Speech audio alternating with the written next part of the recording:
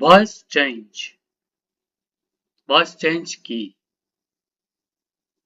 এই যে আপনার দ্বারা এই ভিডিওটি দেখা হচ্ছে এবং আমি যে ভিডিওটি বানালাম এটাই ভয়েস চেঞ্জ।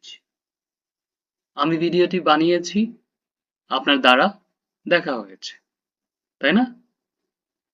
এখন বাংলায় যদি আমরা একটু বলি, ভয়েস হচ্ছে ক্রিয়ার প্রকাশ ভঙ্গি, যার মাধ্যমে বোঝায় কি বোঝায় যে সাবজেক্ট কাজটি করছে নাকি তার দ্বারা করা হচ্ছে, এটাই না? সহজ। তাহলে ভয়েস কত প্রকার? দুই প্রকার, অ্যাক্টিভ ভয়েস, প্যাসিভ ভয়েস। এই যে আমি ভিডিওটা বানালাম, অ্যাক্টিভ ভয়েস। আপনার দ্বারা আমার ভিডিওটি দেখা হচ্ছে, প্যাসিভ ভয়েস। ইজি।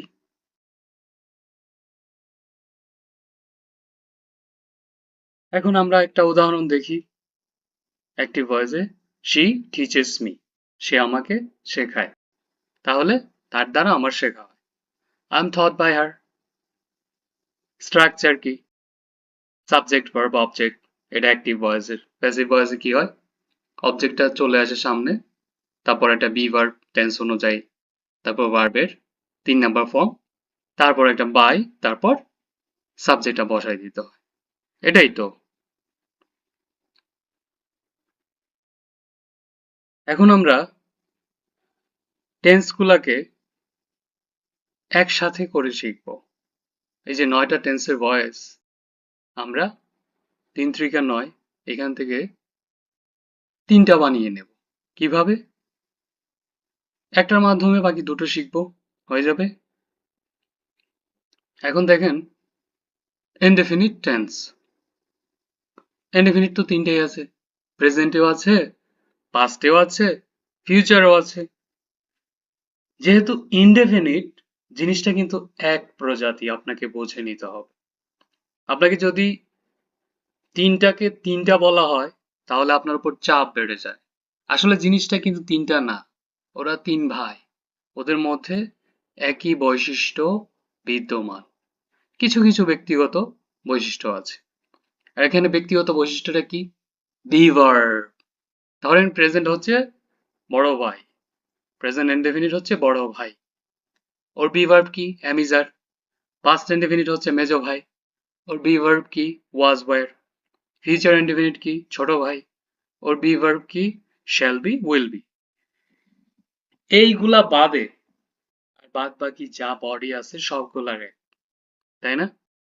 ভয়েসে কি হয়? অ্যাক্টিভ ভয়েসের সাবজেক্ট প্যাসিভ ভয়েসে অবজেক্ট হয়, অ্যাক্টিভ ভয়েসের অবজেক্ট প্যাসিভ ভয়েসের সাবজেক্ট হয়। এটাই তো। আর একটা বাই থাকে, আর তো তেমন কিছু না।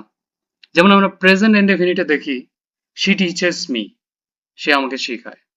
যেহেতু প্রেজেন্ট ইনডেফিনিট, এখানে বি ভার্ব কি আসবে? অ্যামিজার। মি এর সাবজেক্টিভ ফর্ম কি? আই। তাহলে আয়ের সাথে কি আসে? এম আসে। এম এর পরে টিচার 3 নাম্বার ফর্ম কি? টট।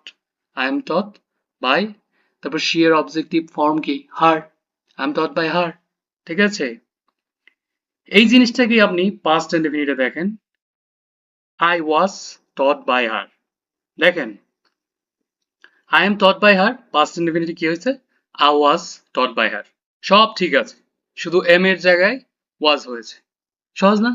খুবই সহজ। পরেরটা দেখেন, I shall be taught by her, future indefinite. Shall be বাদে I taught by her একই আছে, শুধু shall be টা পরিবর্তন হয়েছে, তাই না? সবসময় এই 3টাকে একসাথে করে পড়তে হবে, তাহলে বেশি মনে হবে না, মনে হবে একের ভিতরে 3। ওকে? কি মনে হবে? একের ভিতরে 3। পরের একের ভিতরে 3 আমরা দেখি, এরা কারা? Continuous, present continuous, past continuous, future continuous. এরাও 3 ভাই। তাহলে ভাই হলে ওদের মধ্যে কি পার্থক্য থাকে? Be verb. হ্যাঁ, ঠিকই বলেছেন, এই তো আপনি শিখে গেছেন। প্রেজেন্ট কন্টিনিউয়াসে বি ভার্ব কি? Am being, is being, are being. পাস্টে কি? Was being, were being. ফিউচারে কি? Shall be being, will be being. তাই না? আর বাদ বাকি যা আছে সব আগের মতো, একই জিনিস। এটাকে বড় করে দেখার কিছু নাই, ঠিক আছে? তাহলে আমরা প্রেজেন্ট কন্টিনিউয়াসটা দেখি। শি ইজ টিচিং মি, এটা অ্যাক্টিভ, তাহলে প্যাসিভ কি হবে? I am being taught by her, তাই না? এটাকে পাস্ট কন্টিনিউয়াসে দেখি, I was being taught by her, সবই ঠিক আছে, শুধু এম বিং এর জায়গায় ওয়াজ বিং হয়েছে। ফিউচারে দেখেন, I shall be being taught by her, সব ঠিক আছে, শুধু শ্যাল বি বিং হয়েছে, তাই না? আই টট বাই হার প্রত্যেকটাতেই ঠিক আছে, ইজি না? তারপরেরটা দেখি আমরা, পারফেক্ট টেন্স। এ পারফেক্টও এরা তিন ভাই, ঠিক আছে?